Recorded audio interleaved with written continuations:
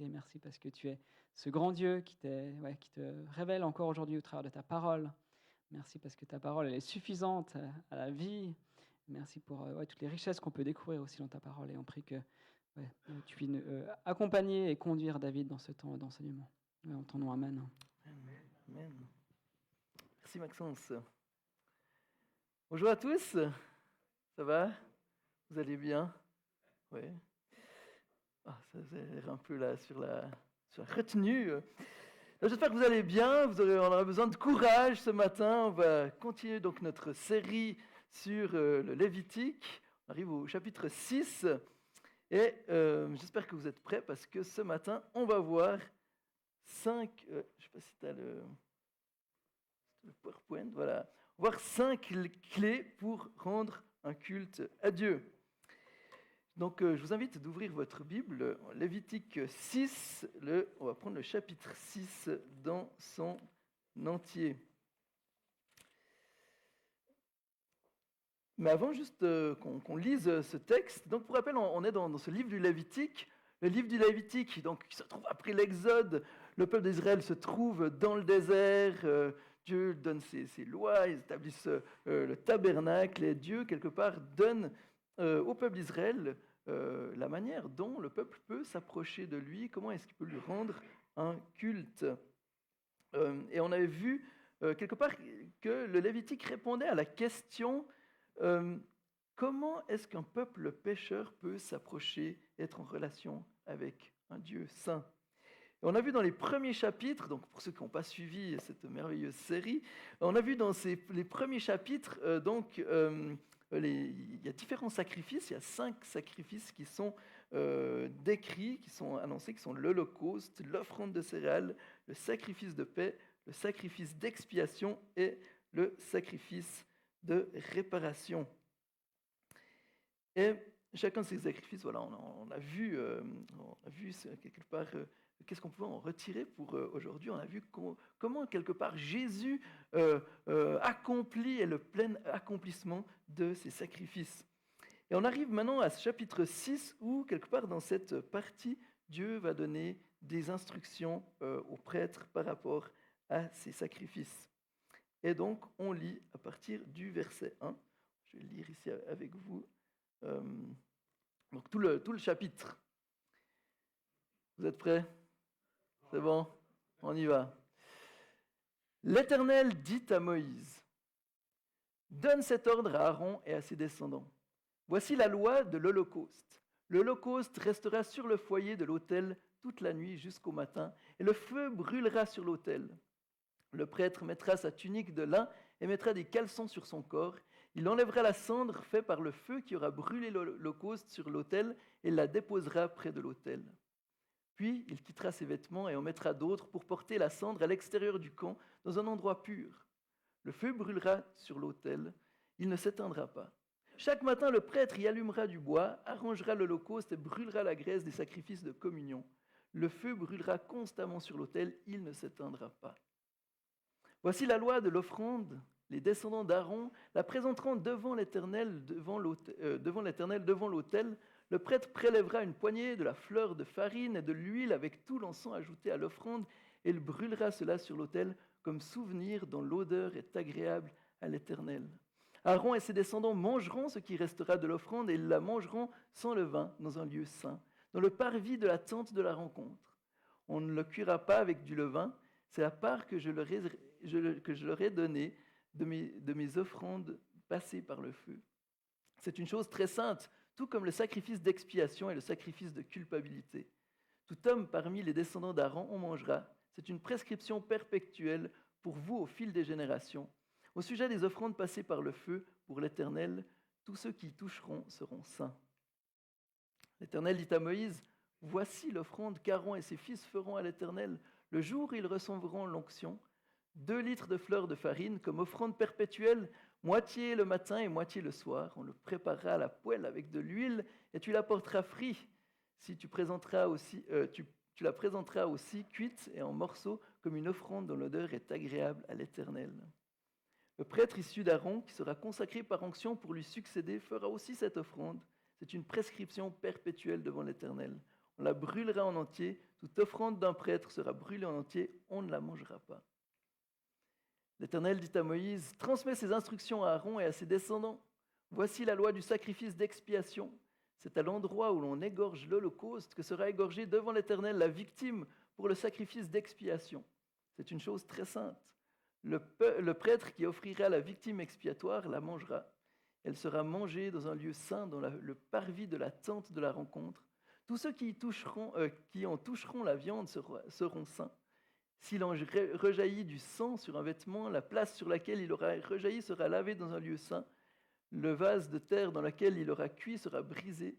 Si c'est dans un vase de bronze qu'elle a cuit, elle sera nettoyée et lavée dans l'eau. Tout homme parmi les prêtres en mangera, c'est une chose très sainte. Mais on ne mangera aucune victime dont le sang aura été apporté dans la tente de la rencontre pour faire l'expiation dans le sanctuaire. Elle sera brûlée au feu. Jusqu'ici, la parole de Dieu. Et c'est là que tout le monde s'écrie « Amen !» Amen. J'espère que vous mesurez l'angoisse que j'ai eue en me disant qu'est-ce que je vais bien pouvoir dire de ce texte. Mais quelque part, c'est comme ça, ces textes font partie de la Bible. Et justement, je crois qu'ils ont des grandes richesses à nous dire, à nous aujourd'hui. Donc, c'est ce qu'on va un petit peu voir ce matin. Mais avant ça, j'aimerais vous raconter une des premières fois que j'étais allé dans une église catholique. Je ne sais pas qui c'est qui a déjà été à une messe. Ouais, plusieurs. Je ne sais pas si vous êtes retrouvés comme moi, mais j'étais assis comme ça sur le banc, comme ça, la messe va commencer, le prêtre arrive, puis tout d'un coup, il dit quelque chose, et puis tout d'un coup, tout le monde se met à dire que la paix soit avec vous, puis avec votre esprit. Donc j'étais, qu'est-ce qui se passe? J'ai dû rater quelque chose. Et puis après, voilà, tout d'un coup, on était assis, puis tout d'un coup, les gens se mettent à se lever, puis tout le monde se lève. Moi, je suis là, mais qu'est-ce qui se passe? Alors, j'essayais de suivre, après, il y en a qui se mettaient à genoux, etc. C'est presque un sport. Je disais, qu'est-ce qui va se passer? Qu'est-ce qui va surgir encore? Mais quelque part, ce qui se passait, c'est que, il y avait plein de choses qui étaient vécues. Les gens avaient l'habitude, et quelque part, ça avait un sens. Ils savaient que quand le prêtre disait ça, il devait répondre ceci. Moi, je n'avais simplement pas les codes, et je ne comprenais rien que ce qui se passait. J'ai l'impression d'être, je disais, qu'est-ce qui va se passer encore? Mais des fois, c'est un petit peu la même chose avec ces textes. On lit, mais qu'est-ce qui se passe? Mais pourquoi Dieu, il demande ça? Comment est-ce que je peux comprendre ça? À quoi ça me sert pour ma vie de foi? Mais je crois que c'est une grande utilité. Comme j'avais dit, le livre de Lévitique, c'était un des livres préférés, c'est un des livres préférés des Juifs, et je crois qu'il a beaucoup à nous apprendre, et notamment par rapport au culte. Le culte, qu'est-ce que c'est le culte? C'est simplement le fait de venir dimanche matin, d'être assis sur une chaise et d'écouter quelqu'un parler de Lévitique 6 et de chanter quelques chants? Non, je crois qu'il y a justement des choses qu'on peut apprendre ce matin sur ce que Dieu désire d'un culte. Et parfois, dans les discussions que j'ai, des fois certains chrétiens demandent, mais en fin de compte, pourquoi est-ce qu'on fait le culte comme ça? Pourquoi est-ce qu'on ne ferait pas des choses différemment? Pourquoi est-ce que, en fin de compte, on ne fait pas justement des cultes d'évangélisation? Et puis, quelque part, c'est des questions qui sont là. Mais qu'est-ce que Dieu dit du culte? Qu'est-ce qu'il nous enseigne? Et justement, je crois que ce texte nous montre quelque part 5 clés qui nous montrent qu'est-ce que Dieu désire pour qu'on lui rende un culte. Quelque part, au fond de nous-mêmes, on ne sait pas vraiment comment rendre un culte à Dieu. Mais Dieu nous montre comment le faire. Et donc, je vous invite à voir 5 clés ce matin tirées de ce texte. Alors, bien sûr, il y aurait énormément de choses à dire. On pourrait passer, je pense, la journée à parler sur ce texte. Il y aurait tellement de choses, mais voilà, j'ai relevé 5 choses qui me semblaient importantes et qui ressortaient de ce texte. Donc, la première clé pour rendre un culte à Dieu, c'est l'obéissance.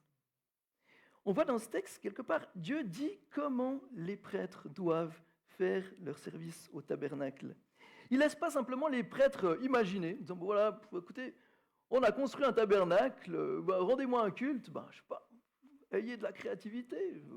Puis, je sais pas, les prêtres, ils se seraient retrouvés comme ça, à réfléchir comment est-ce qu'on peut rendre un culte à Dieu. Je sais pas, on peut faire des grillades, on peut faire d'autres choses.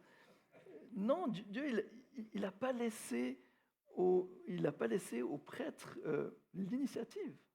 C'est Dieu qui a enseigné comment est-ce qu'on peut lui rendre un culte. Et d'ailleurs, il y a un moment donné, qui est juste un petit peu plus loin dans le livre du Lévitique, où les fils d'Aaron, tout d'un coup, ils prennent une initiative comme ça, alors on ne sait pas trop pourquoi, mais ils prennent des brûle-parfums, ils mettent un feu étranger, puis ils arrivent devant Dieu comme ça, pour offrir des parfums, puis il y a le feu du ciel qui descend, ils sont consumés. C'est super de prendre des initiatives comme ça. Mais quelque part, pourquoi? C'est parce qu'ils n'ont pas respecté ce que Dieu avait demandé. Et je crois qu'il y a quelque chose d'important. La première chose que Dieu nous demande, c'est l'obéissance. 1 Samuel 15, 22 dit, Samuel dit, l'Éternel trouve-t-il autant de plaisir dans les holocaustes et les sacrifices que dans l'obéissance? À sa voix, non, l'obéissance vaut mieux que les sacrifices, et l'écoute attentive vaut mieux que la graisse des béliers. Et quelque part, avant les sacrifices, il y a l'obéissance. L'écoute de la voix de Dieu. Et comme je l'ai souvent dit dans cette série, bien que le rituel a changé, les vérités spirituelles qu'on voit dans ces textes sont toujours valables pour nous aujourd'hui. Jésus va dire en Jean 14, 15, « Si vous m'aimez, respectez mes commandements. » Quelque part pour Jésus, un signe de notre amour pour lui, c'est l'obéissance.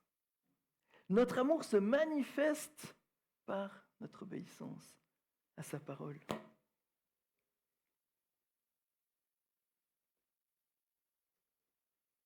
Et il y a quelque chose d'important. Quelle attention est-ce que tu donnes à la parole de Dieu? Quelle importance est-ce que tu lui donnes? Quelle importance tu donnes à l'obéissance? Est-ce que tu écoutes cette parole? Est-ce que tu la mets en pratique? Alors heureusement, on a cette bonne nouvelle en tant que chrétien aujourd'hui, Christ a pris notre condamnation. Bien sûr que quand on voit notre vie, mais combien de fois on a souvent, Paul va dire, je fais les choses que je ne veux pas, puis je désire d'autres choses. On est dans cette lutte. Et quelque part, on remarque bien souvent, on n'arrive pas à obéir. Et heureusement, Christ a pris notre condamnation. Le jugement de notre désobéissance est tombé sur lui. On aurait pu être comme les fils d'Aaron, là, bien souvent, on arrive, on fait des choses. On aurait bien des fois, je crois, mérité que le feu descende sur nous. Mais c'est Jésus qui a pris cette condamnation à notre place. Maintenant, est-ce que ça veut dire qu'on n'a plus besoin d'obéir? Certainement pas. C'est vrai qu'aujourd'hui, avec toute l'importance qu'on donne à l'autodétermination, c'est presque devenu une idole. On veut être autonome, prendre ses propres initiatives. Et aujourd'hui, l'obéissance, ce n'est pas ce qu'il y a de plus tendance. Et pourtant, c'est ce que Dieu nous demande. Comme le dit Jean dans son évangile, l'obéissance à Dieu est une manifestation de notre amour pour lui.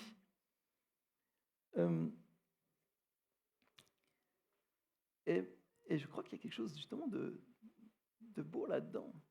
Nous, souvent, quand on dit on aime quelqu'un, on le manifeste par des paroles comme ça, mais en fait, quelque part, l'obéissance, c'est une démonstration de notre amour. On a chez nous, alors je ne sais pas si ça se passe chez vous aussi, mais nos enfants, ils ont de la peine à obéir.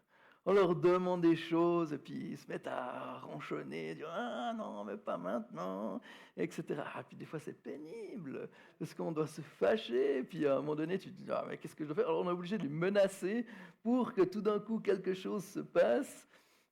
Mais des fois, des jours, tout d'un coup, voilà le miracle, exactement. Tout d'un coup, ils font des tâches sans qu'on leur demande. Tout d'un coup, ils sont comme ça portés par un amour pour nous, en se disant « Ah tiens, on va faire plaisir à papa et maman. » Et tchac, tout d'un coup, ils mettent la table du déjeuner, ou des fois, ils ont préparé un déjeuner comme ça pour qu'on puisse manger, ou tout d'un coup, tac, sans demander, ils ont rangé leur chambre, ou une fois, je suis monté comme ça, je montais le soir dans notre chambre, puis alors, justement, ils s'étaient passés, puis ils avaient tout bien fait, notre lit, puis ils nous avaient posé un petit mot comme ça, en disant reposez-vous. Tu sais, alors, oh là là, là c'était fantastique. Alors, c'était dans les moments comme ça, waouh! Et bien, quelque part, on sent, dans ces moments-là, on sent l'amour qu'ils ont pour nous. Mais quand ils désobéissent, on se dit, mais quelle galère, on se donne de la peine, on fait à manger. Ah, non, mais j'aime pas ce que tu as fait à manger. Euh, mais, mais voilà, quelque part dans ces moments-là, quand ils s'obéissent comme ça spontanément, sans qu'on leur demande, waouh, ben je vous dis qu'en tant que parent, ben, ça fait du bien. Et quelque part, c'est un petit peu la même chose avec nous. Notre obéissance dit quelque chose de notre amour pour Dieu. Donc tu peux venir tous les dimanches matins au culte, si ta vie ne reflète pas cette obéissance produite par l'amour de Dieu, eh bien quelque part, ton culte n'a pas vraiment de sens. Rappelons-nous, l'obéissance vaut mieux que les sacrifices. Et la parole dit aussi, c'est pas simplement ceux qui disent Seigneur, Seigneur, qui rentreront dans le royaume des cieux, mais ceux qui font la volonté de mon Père. Donc si aujourd'hui tu aimes Dieu, tu dis que tu aimes Dieu, voilà, tu cherches à avoir une relation avec lui, mais que tu délaisses sa parole, que tu délaisses ce que lui te demande de faire, eh bien, quelque part tu passes à côté de ce que Dieu nous demande pour lui rendre un culte. Est-ce que ton amour est vraiment sincère? Alors, je vous provoque un petit peu, hein, mais c'est important, notre obéissance est importante, non pas parce qu'elle nous sauve, mais parce qu'elle est une manifestation de notre amour pour Dieu. On est sauvé par la grâce seule, pas par notre obéissance, mais justement notre obéissance nous dit quelque chose de notre amour pour Dieu.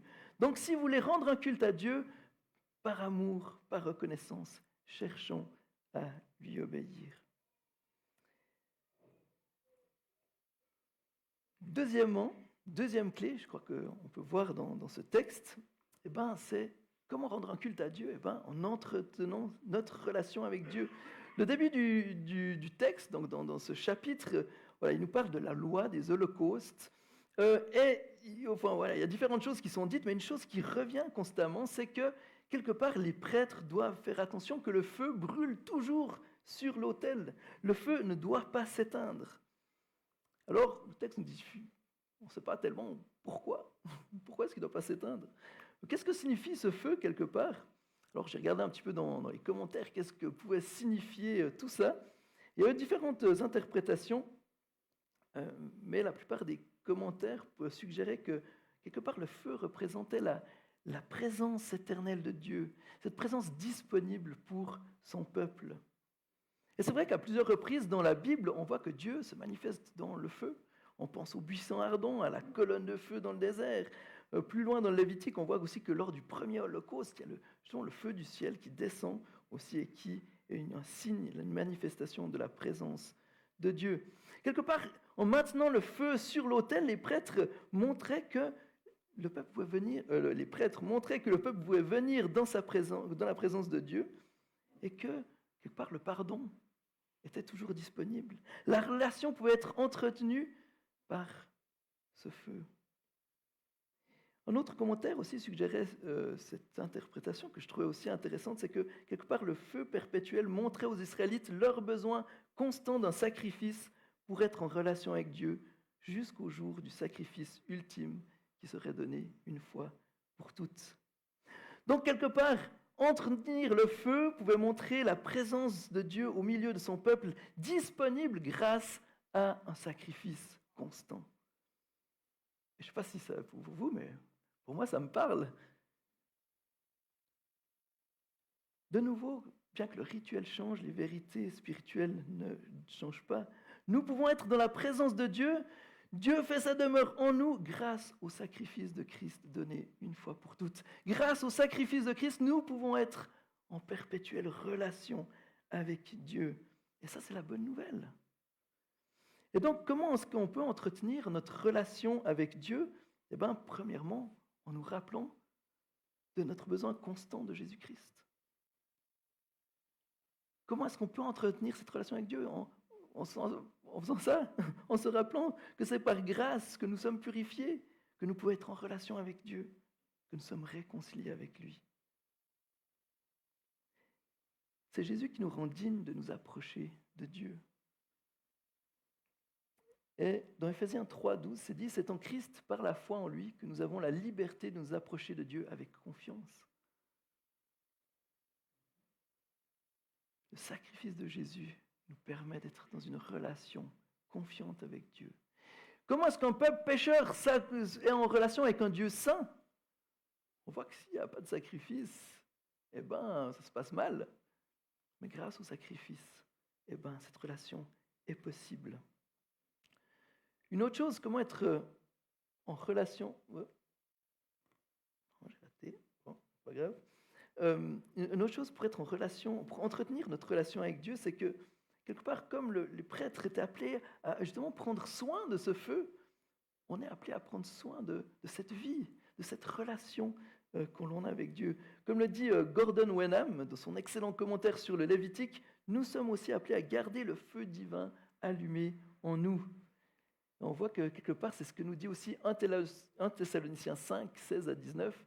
Soyez toujours joyeux, priez sans cesse, exprimez votre reconnaissance en toutes circonstances, car c'est la volonté de Dieu pour vous en Jésus-Christ. N'éteignez pas l'esprit. On a reçu de Dieu en Christ cette vie nouvelle, cette vie qui vient du ciel. Un petit peu comme justement ce feu qui était descendu pour brûler l'Holocauste. Nous recevons une vie nouvelle de Dieu. Cette vie nouvelle, c'est cette vie qui nous permet d'être en relation avec Dieu. On est appelé à l'entretenir, à en prendre soin. Comme on l'a vu, en nous rappelant de notre besoin de Jésus, mais aussi en utilisant les moyens que Dieu nous donne pour l'entretenir.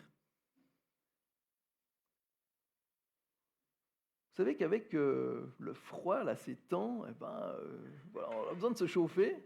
Et nous, malheureusement, ce qui se trouve, c'est que le chauffage qui est installé dans notre maison, c'est un chauffage à gaz. Alors, comme les prix ont explosé, on s'est dit, aïe, qu'est-ce qu'on va faire? Parce que ça va coûter, on va avoir de la peine à payer ces factures. Et heureusement, on a aussi une cheminée qui fonctionne bien. Et alors, on se dit, on achète du bois et puis on utilise le plus possible du bois. Et quelque part, on allume ce feu, il est là, mais il faut l'entretenir, il faut remettre des bûches. Puis de temps en temps, il faut aller couper du bois parce qu'il n'y en a plus assez, il faut refaire le stock.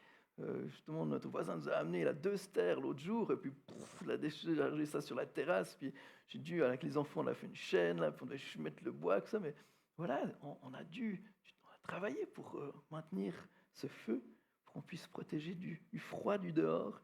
On a dû prendre soin de ce feu. Et quelque part, c'est la même chose pour notre vie avec Dieu. Dieu nous a donné cette vie nouvelle, et puis on est encouragé à en prendre soin, à la maintenir en place, et Dieu nous a donné des moyens de grâce pour ça. Alors c'est quoi un moyen de grâce? C'est des moyens justement que Dieu nous donne pour développer notre vie, notre relation avec lui. Et Paul Washer, dans un de ses livres qui s'appelle « Les moyens de grâce essentiels », nous dit que ces moyens de grâce sont les Écritures, la prière et la participation à la vie et au ministère de l'Église locale. Comment est-ce que tu peux entretenir ta relation avec Dieu? Comment est-ce que tu peux entretenir ce feu? C'est par l'Écriture, par la parole, en la lisant, en la méditant, en l'écoutant. On a dit avant, écouter la voix de Dieu, en priant, en prenant ces temps de cœur à cœur avec Dieu, et puis en participant à l'Église, en prenant part à la Sainte Seine, au baptême, et tout ce que puisse se vivre avec les frères et sœurs. Donc quelque part, quand tu lis ta Bible, que tu écoutes une prédication, que tu lis un livre édifiant, tu remets des bûches. Quand tu pries dans un cœur à cœur avec Dieu, en te rappelant de la grâce que nous avons à travers Christ, tu remets des bûches dans ta vie. Quand tu viens à l'église, que justement tu participes avec les frères et sœurs au culte, tu remets des bûches dans ta vie de foi. Voilà comment est-ce qu'on peut entretenir ce feu. Mais voyez le mouvement aussi. On ne fait pas tout ça pour que la présence de Dieu vienne, mais on fait tout ça parce que la présence de Dieu est là. Parce qu'on a envie qu'elle grandisse. Parce que cette relation, elle nous est donnée par l'Esprit en Jésus-Christ. Chers amis, voilà comment offrir un culte à Dieu en entretenant notre relation avec lui. Et quelque part, en plus, le prêtre, en prenant soin de ce feu, en entretenant le feu, il rendait quelque part la présence disponible aussi, la présence de Dieu disponible pour les gens, pour le peuple.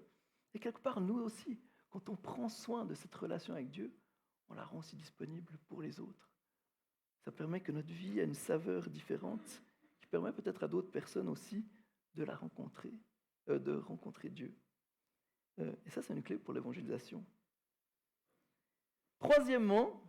Troisième clé que nous montre ce texte, je crois que par reconnaissance, on est appelé à consacrer notre vie à Dieu. Le texte du Lévitique nous parle, après la loi de l'Holocauste, elle nous parle de la loi sur l'offrande.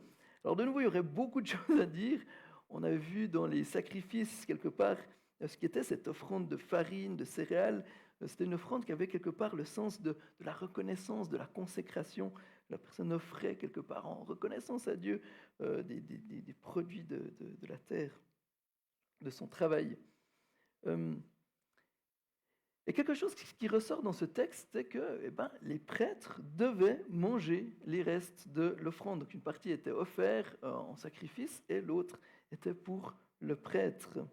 Il est dit au verset 11 aussi qu'en faisant ça, tous ceux qui y toucheront seront saints. Tous ceux qui touchaient de cette offrande étaient rendus saints.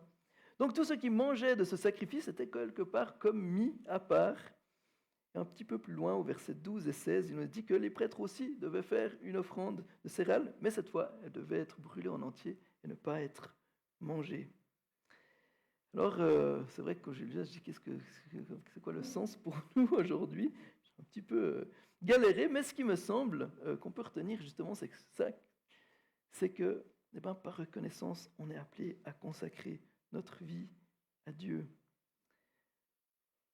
Comme les prêtres qui prenaient par l'offrande, quelque part, qui en prenant l'offrande étaient rendus saints, de même aussi nous, on devrait prendre part à la reconnaissance à Dieu. Et cette reconnaissance devrait nous amener à cette consécration. Quand on regarde ce que Dieu a accompli pour nous, à travers Jésus, quand on contemple le salut qu'il nous a offert, notre réponse devrait être la reconnaissance. Et quelque part, cette reconnaissance, elle devrait nous amener à la consécration. Et d'ailleurs, c'est intéressant parce que cette offrande, en fait, suivait toujours l'Holocauste. Donc, c'était toujours une offrande qui suivait le sacrifice de l'Holocauste. C'était quelque part le pardon des péchés. Donc, quelque part, notre reconnaissance devrait nous pousser à la consécration. Et voilà comment je crois que ce texte nous encourage à le faire. Comment est-ce qu'on peut vivre une vie reconnaissante, une vie consacrée à Dieu? Je crois qu'une des choses que Dieu nous demande, c'est de subvenir aux besoins des uns et des autres, de subvenir aux besoins des frères et sœurs dans la foi. Quelque part, les prêtres étaient nourris par la reconnaissance et la consécration du peuple. Et de même, je crois que nous aussi, quand on veut rendre un culte à Dieu, on honore Dieu. On rend un culte à Dieu aussi quand on prend soin des frères et sœurs dans la foi. Et quelque part, c'est ce qu'on voit dans le livre des Actes, quand il est dit que les nouveaux croyants étaient là, ils vendaient tous leurs biens, ils le partageaient entre tous. Et selon les besoins, c'est marqué, il y avait quelque part quelque chose où une des réponses des croyants à cette époque, à la grâce qu'ils avaient reçue, c'était de faire du bien aux autres, partager leurs biens.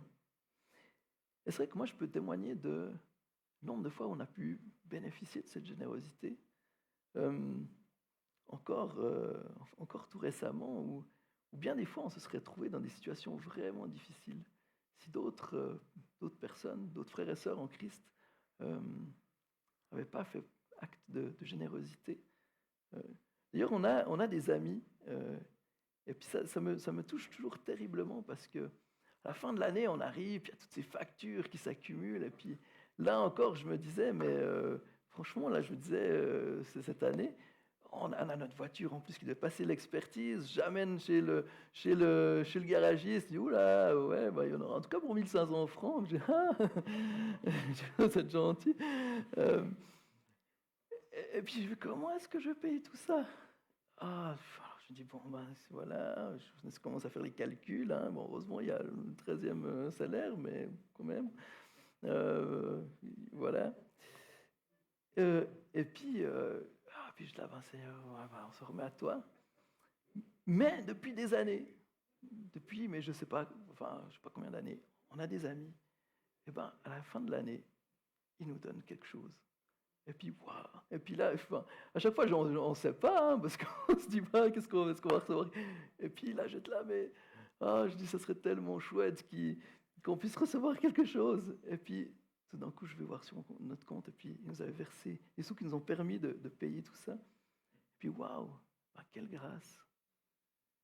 Et quelque part, je suis toujours émerveillé de la générosité de ces personnes. Mais ce n'est pas les seuls. Aussi, chacun de vous, on a été aussi bénis par plusieurs d'entre vous, des fois par des vacances, par d'autres choses, par des repas ou autres. Des personnes qui sont venues nous aider à déménager. Et pour ça, j'aimerais vous dire merci. Aussi, chaque fois que vous soutenez l'Église, vous permettez à Maxence et moi-même aussi de vivre. Mais je crois qu'il y a quelque chose de beau quand l'Église, justement, prend soin les uns des autres. Quand l'Église partage, elle rend un culte à Dieu. Et quelque part, elle manifeste aussi, quelque part, la reconnaissance à Dieu pour ce qu'il nous donne. Un autre aspect, comment est-ce qu'on peut vivre une vie consacrée, reconnaissance et consacrée à Dieu? Eh ben, c'est en s'offrant entièrement à Dieu. Romains 12:1 dit, « Je vous encourage donc, frères et sœurs, par les compassions de Dieu, à offrir votre corps comme un sacrifice vivant, saint et agréable à Dieu.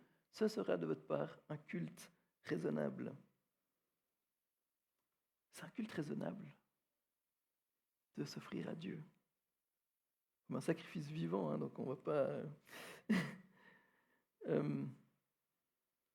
Et quelque part, comme le prêtre devait offrir une offrande à Dieu, mais qui devait être complètement consumée, quelque part, on est aussi appelé à remettre notre vie à Dieu. La parole nous invite à nous offrir à Dieu comme un sacrifice vivant. C'est ce culte raisonnable. C'est pas du waouh, quelque chose de...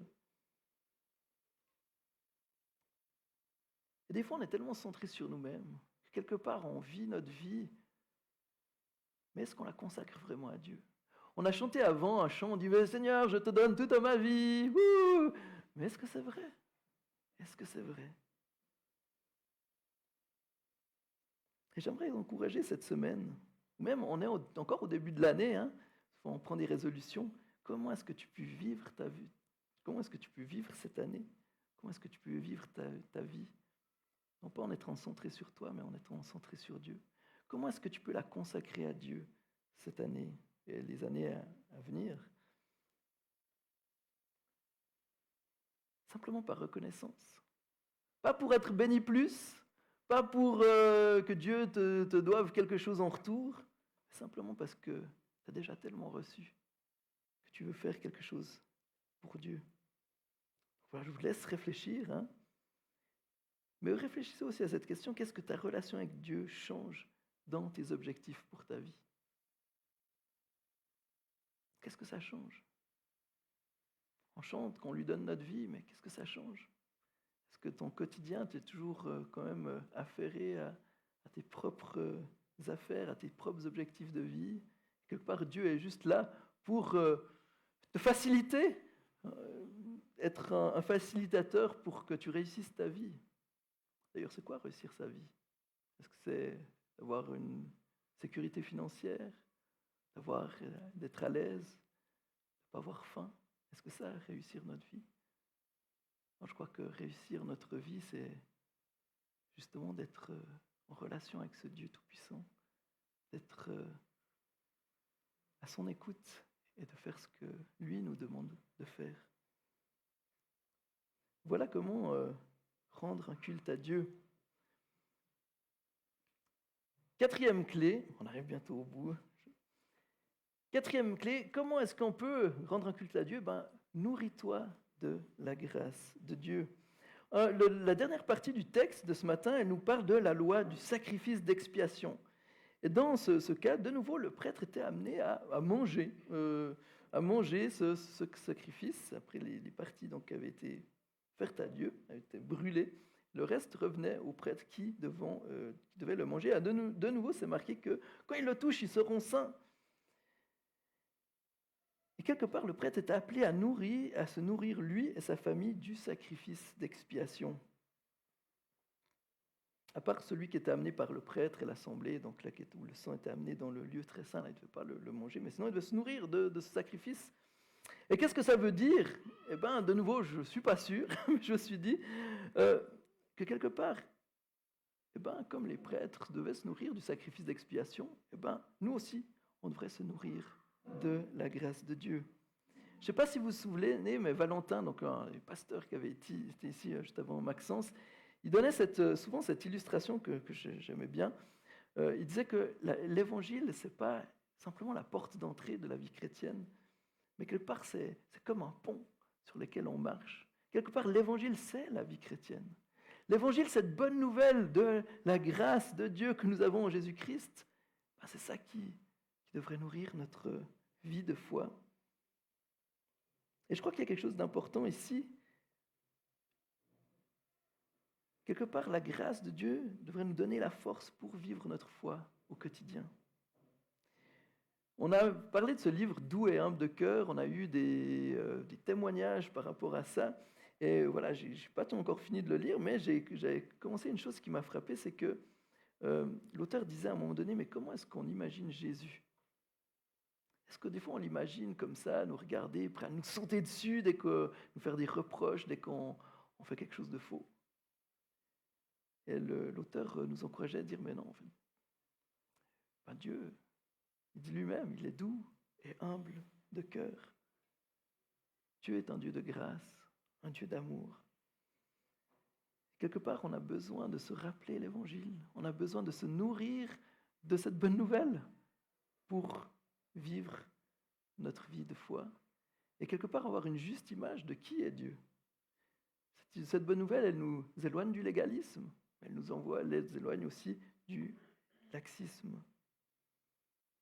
Et depuis quelques années, il y a d'autres livres aussi qui nous encouragent à vivre des vies centrées sur l'Évangile.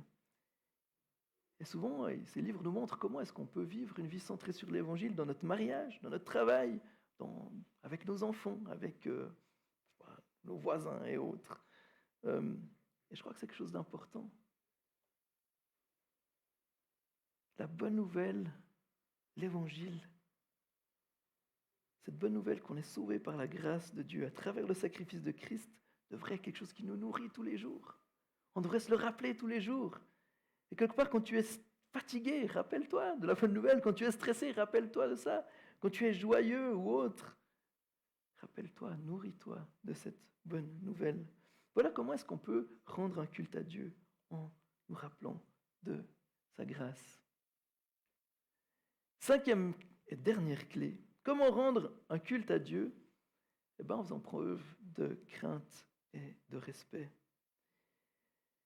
La dernière partie de cette loi du sacrifice d'expiation nous montre aussi, et c'est ce qui est aussi, on le voit dans le reste du texte, quelque chose, il y avait une différence entre ce qui était saint et ce qui est profane. Et ce texte nous montre que quelque part, on ne devait pas prendre simplement les choses à la légère.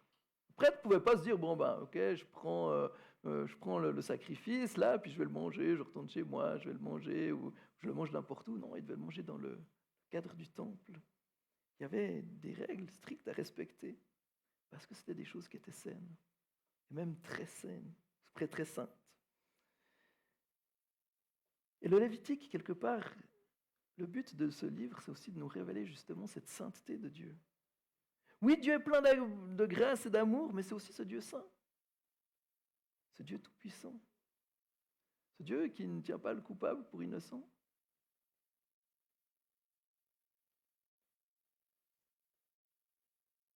Il y a une vérité qui est importante pour nous, c'est qu'on doit considérer cette sainteté de Dieu. Quelque part, on devrait approcher Dieu, venir dans sa présence avec crainte et respect. Alors quand je parle de crainte, c'est vraiment un peu cet honneur. Quand vous avez quelqu'un d'important qui est là, puis que vous venez, voilà, je sais pas, que vous voulez vous approcher, ben waouh, il y a un peu d'appréhension, comme ça on dit waouh, ben, j'espère que ça va bien aller. Mais quelque part, c'est aussi ça, hein. Quand on réalise qui est Dieu, la grandeur de sa grâce, alors oui, on peut s'approcher de lui avec confiance, grâce au sacrifice de Christ. Mais à la fois, on est quand même appelé à avoir du respect et d'avoir de l'admiration pour qui est Dieu.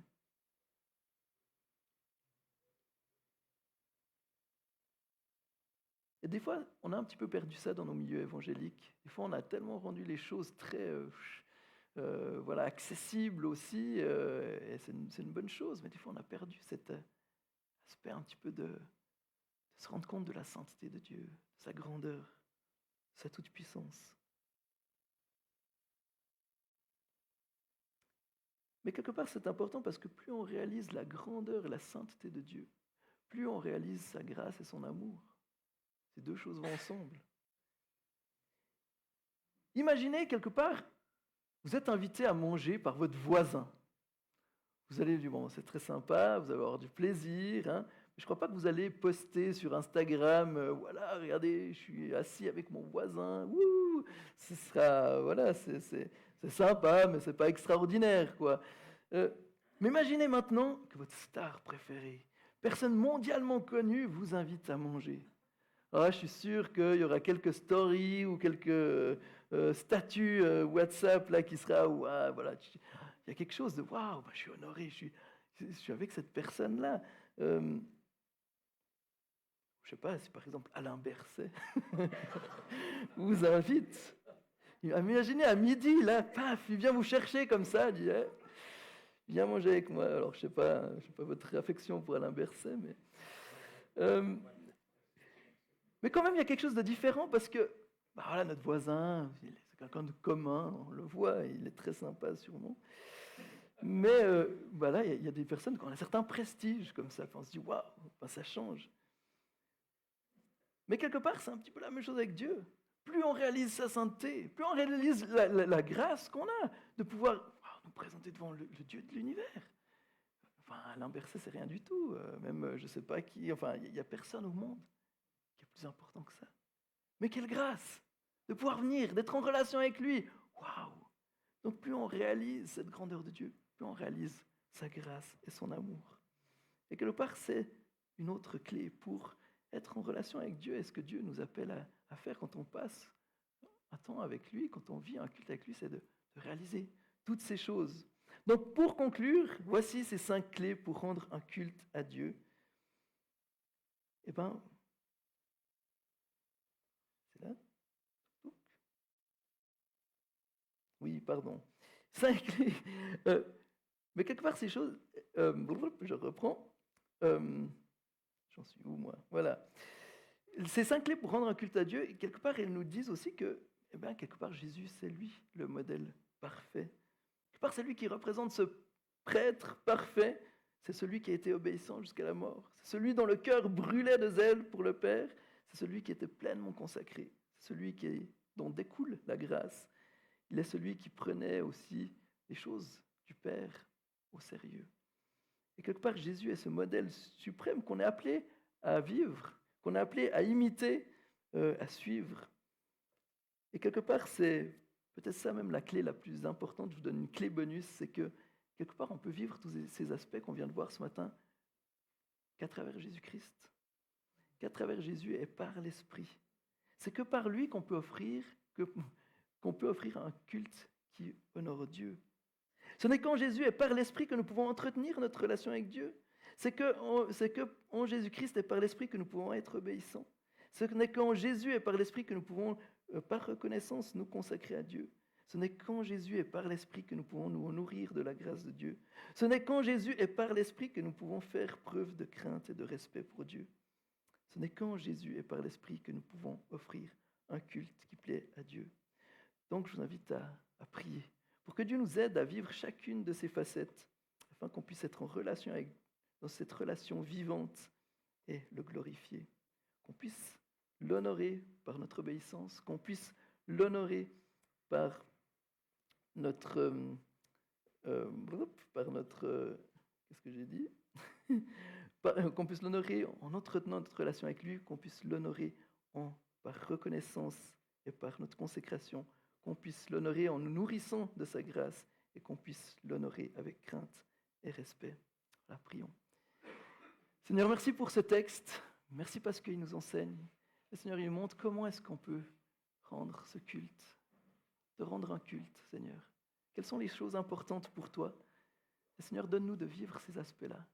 Seigneur, comme je l'ai dit, c'est que par toi, Jésus, c'est que par ton esprit en nous qu'on peut vivre cette dimension-là.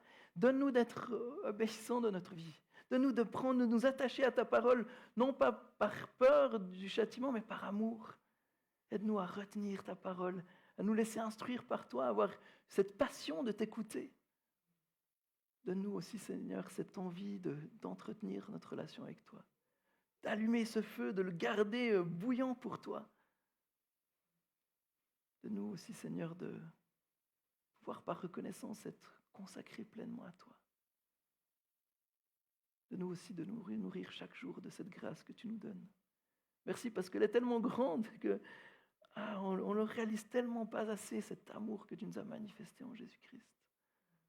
Donne-nous de nous en nourrir chaque jour. Et Seigneur, donne-nous de nous approcher avec toi avec cette crainte et ce respect qui t'est dû.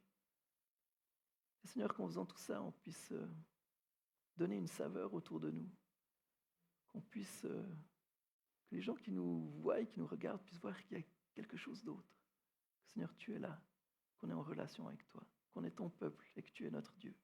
Seigneur, je te prie de bénir mes frères et sœurs ici, que tu les accompagnes tout au long de cette semaine. Tu vois, Seigneur, tu connais leurs défis. Tu sais lequel de ces aspects est peut-être plus difficile. Seigneur, par ton esprit, tu veux nous aider. Et je te prie d'agir dans la vie de chacun. En ton nom, Jésus. Amen. Voilà, merci.